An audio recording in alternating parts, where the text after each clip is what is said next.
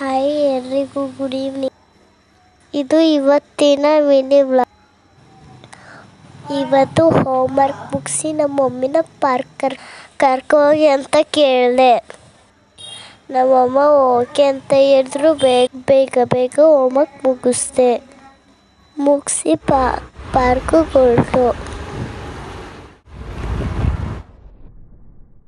ನಾನು ನನ್ನ ತಂಗಿ ಬಂದು ಪಾರ್ಕಿಗೆ ತಲುಪಿತು.